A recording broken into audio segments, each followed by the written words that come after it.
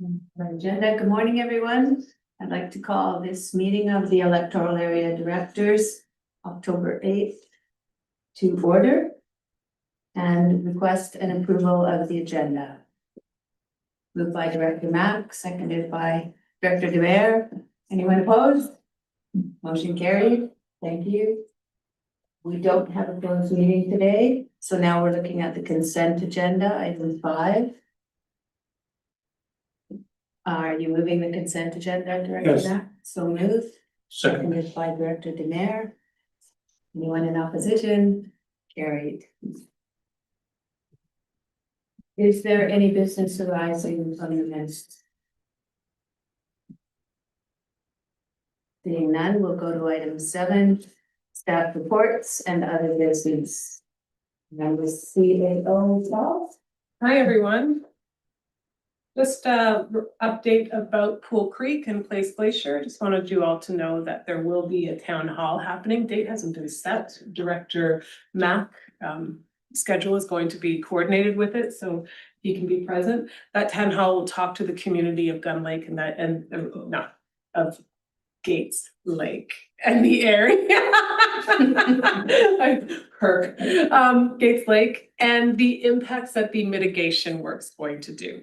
This is in reference to Place Creek Glacier and the outflow that happened the last 2 years. Instead of consistently responding to a flood, it will be flooding over the next 10 years. We have spoken to the province and they have approved mitigation works to mitigate it from happening. But we want to let the community know about that and any risk. Thank you. Excellent. A motion to receive. So moved. Director Demare, Director Mack, seconded. Nobody in opposition. Thank you. 7.2. A request for decision notice on title construction contrary to building bylaw regulations, Henderson Area C, and welcome to Mr. and Mrs. Henderson that are here. A motion to, and staff would like to speak to this first of all. Thank you.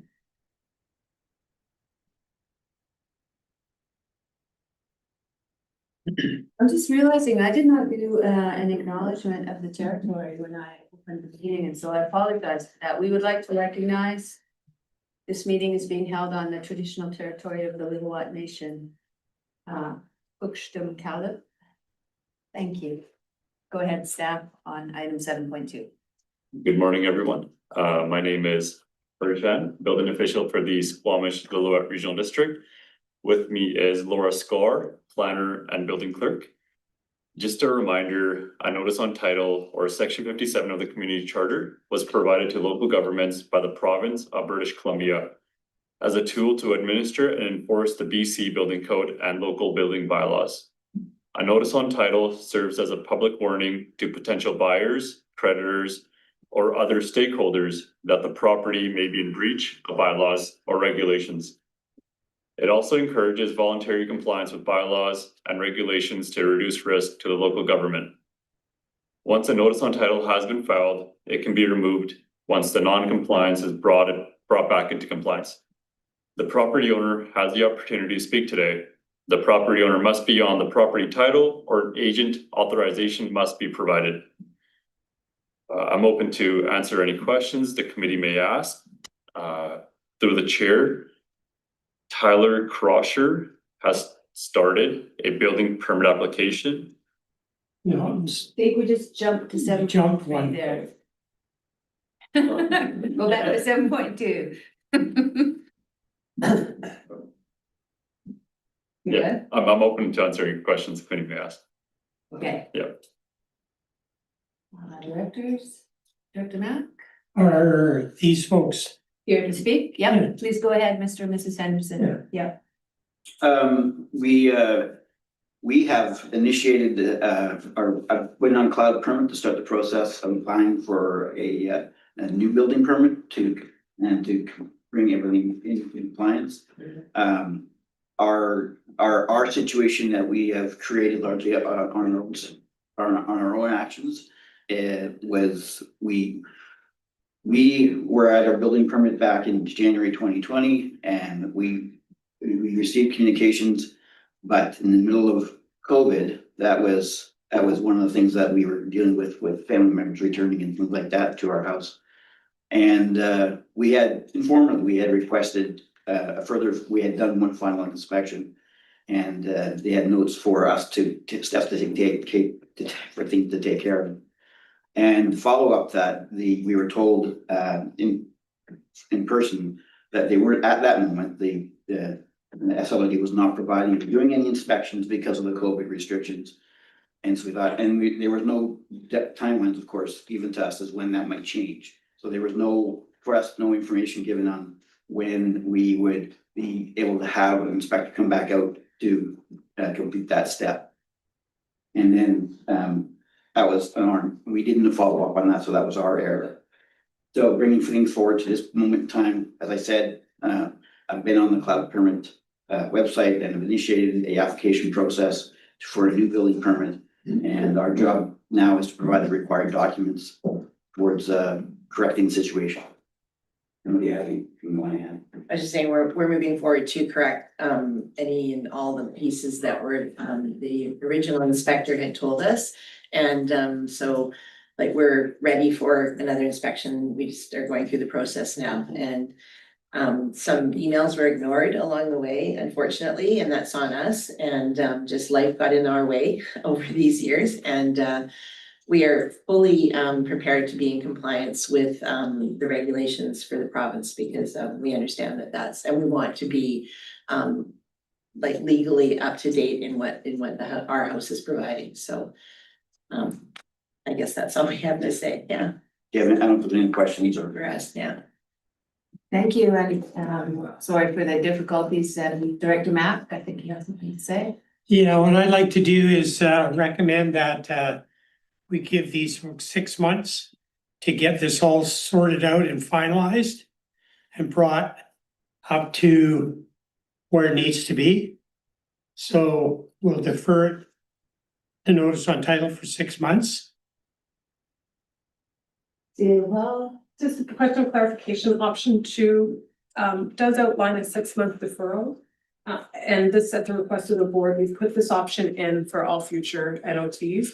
What it does is defer to 6 months, but it doesn't come back to the board, it rolls into NOT. Yeah. Thank you.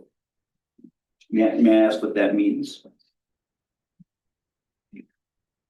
What?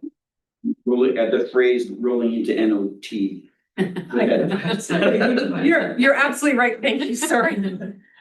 Sure either. Yeah, so what it is in the past, when many things are deferred by 6 months, they have to come back here for another viewing, which is a lot more staff work and time. So what the board had requested is always have a second option that defers to 6 months, and if it hasn't occurred in 6 months, then an NOT is authorized today in 6 months to move forward.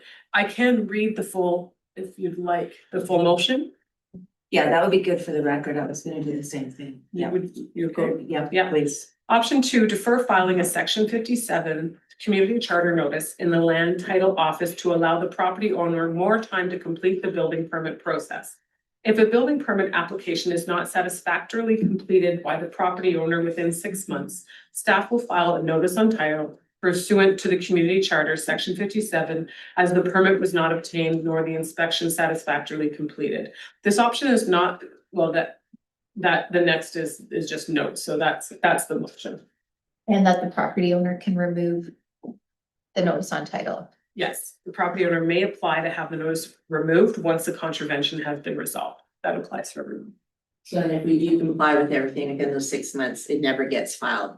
Is that correct? Thank you. Conversely, if by 6 months' time, we haven't complied, the notice on title is an automatic step? Yeah. Okay, And then we can apply later once we finished everything to have it removed. is that correct? Did it say it's an automatic process, or is there another form of vote? I do want to reassure you, you will be communicated with. Yes. Instantly.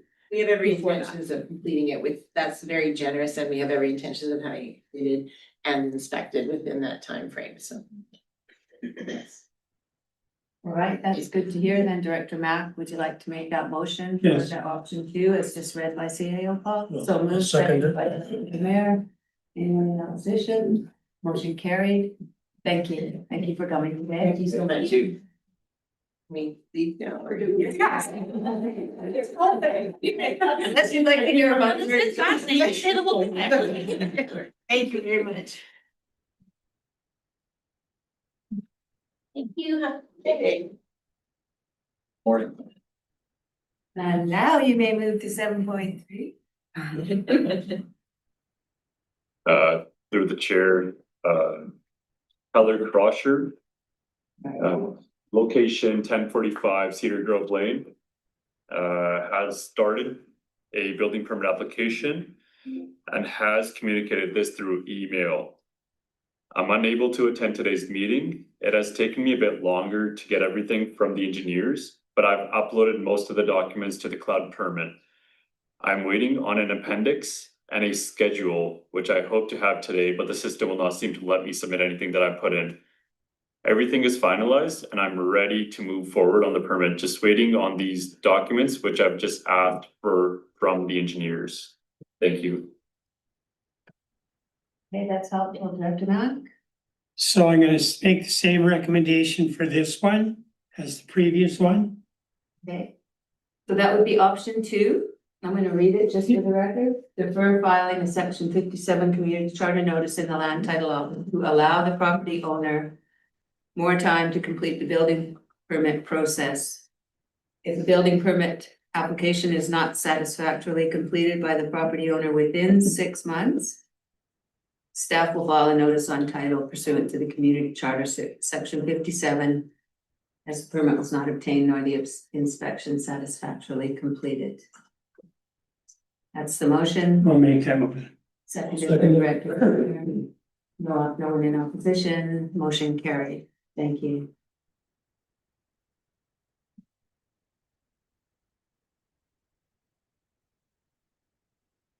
And now we're moving to McDonald Bailick Area C. Item 7.4.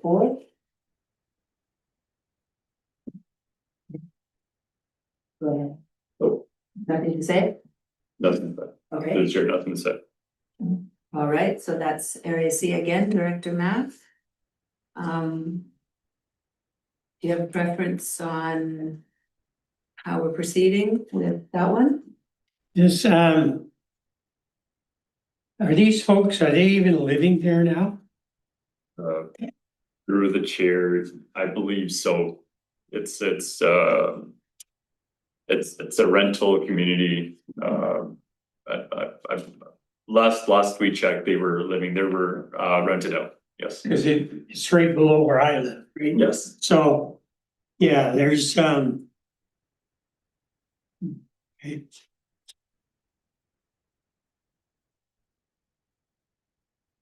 So what's suggested is filing section 57 community charter notice in the land title office to this stuff.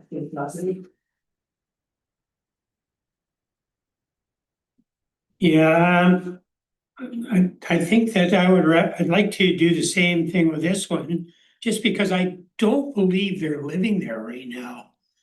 So I think we need to confirm that.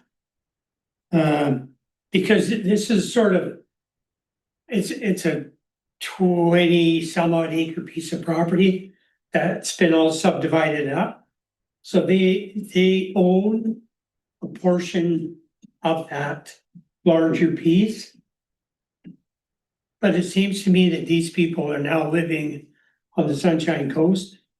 Actually, I've been for a while. Now, maybe they have somebody else living in there. I don't know.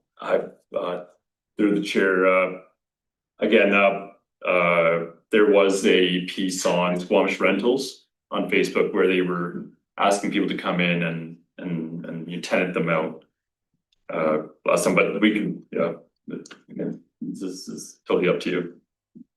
Yeah, I think we need to just get sort of our facts brought up to date. And then we can go from there. And if in fact, in 6 months, they haven't complied, then automatically the notice on title of law. Correct? Through the chair, I also wanna say is, yurts aren't defined in the building code and they're defined as buildings. Which there is a life and safety risk when it comes to these types of buildings. So, I see, Director Ford would like to say something. Yeah, I'm sympathetic to the situation. I think the previous two that we saw were more of a home situation where they're living there and therefore, if a fire, they can make appropriate arrangements, whereas if they're not living on this property, there are more risks to not only anyone who may be staying there, but to anyone who, you know, to the neighboring properties as well. So I'm less comfortable giving this 6 months deferral and just put the notice on title. And they can go through the process, like, there's no benefit to giving them 6 months because they're not actively trying to come into compliance at this time. I think staff's recommendation is valid in that this is a different scenario than the previous two. This isn't a home, or a, you know, we're not putting them out by doing this. All it does is it states to any potential purchaser that this property is not in compliance, and given that they're not living there, I feel like the chances of Well, them trying to I sell. don't think they are, but Well, and neither here nor there. I'm not positive about that, but They've also made no attempt to ask for forgiveness at this, So- and so what are the regulations for yurts? Through the chair, it would be an accessory or accessory dwelling, and go through the same inspections. People usually get them confused as temporary buildings, which the building code does not define. It's very strict with its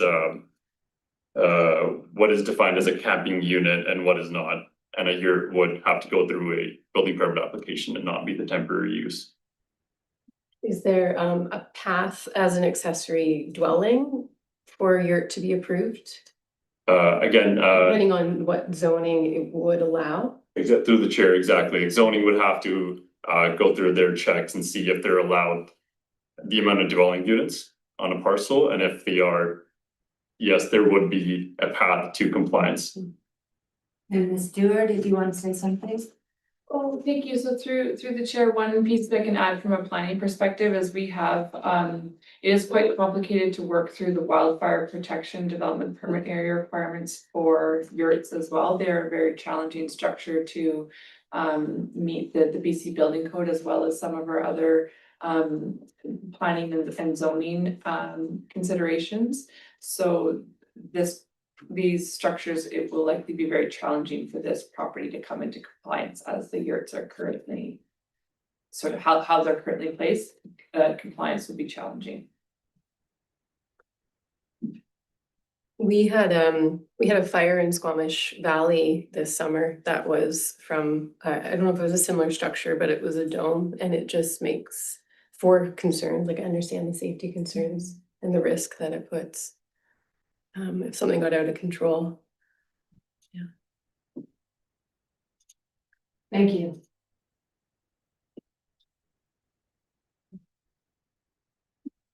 I wait for Russell's, or is Jen making a motion here? I can't make a motion, You but make your motion. I can't make a motion, but I would implore you just to send Yeah. the message with this notice on title Yeah. that we see you, we hear you, and we want you to come into compliance. So it's so number one, Option one. option one. All right, so that would be file a section 57 community charter notice in the land title office with respect to the property. The property owner may apply to have the notice removed once the contravention has been resolved.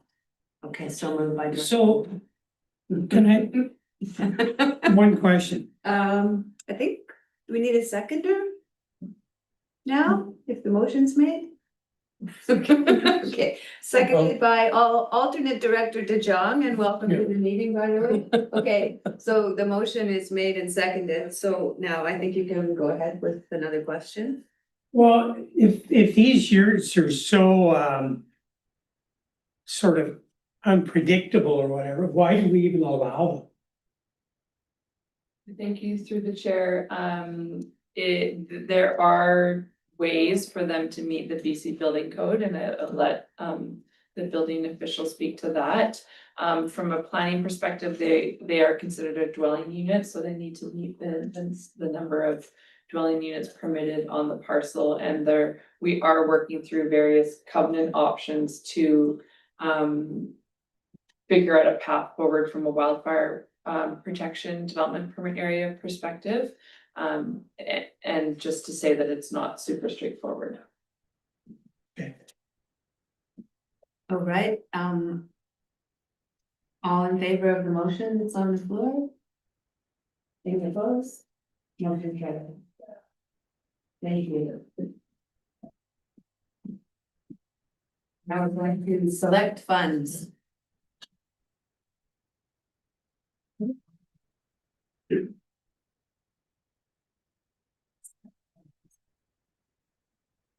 And swimming lessons.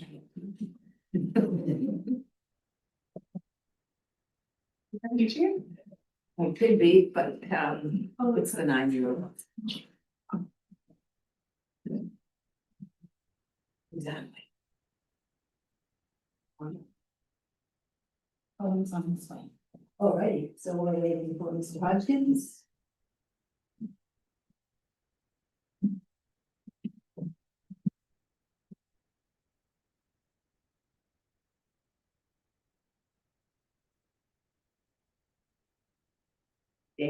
Good morning. Sorry for the delay. No problem. We're on item 7.5, request for decision, October 2025, select funds report. And that we look at the resolution, that funding of $2,000 be granted to Pemberton and District Healthcare Foundation, etc. That September resolution be rescinded.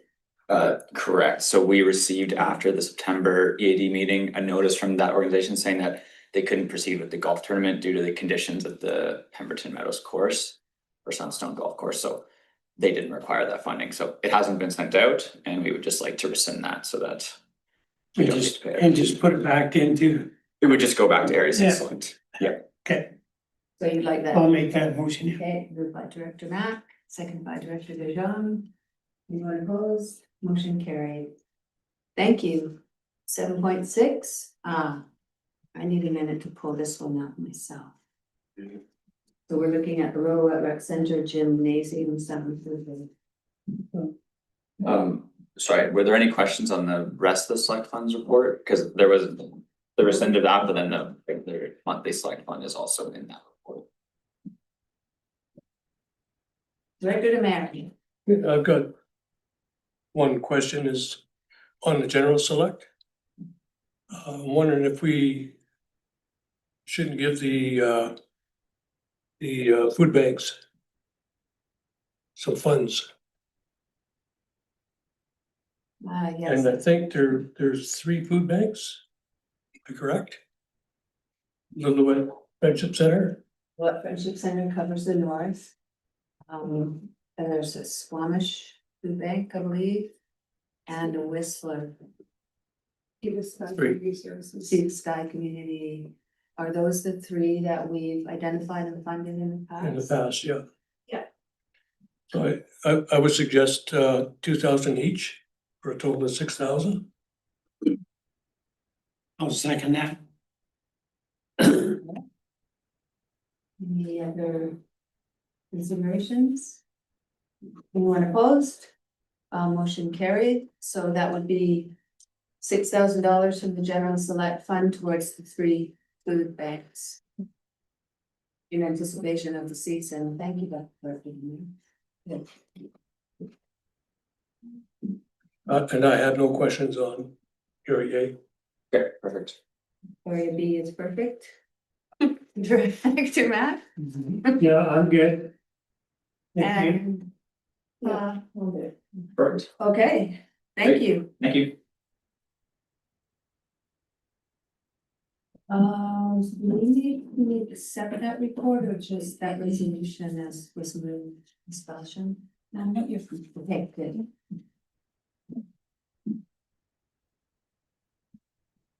Yeah. You need a motion to receive? No, apparently not. I was just checking. Because it was a request for decision, not an explanation part. No, I just have to find the new information, which I have read. On the Lillooet Rec Center Gymnasium soundproofing.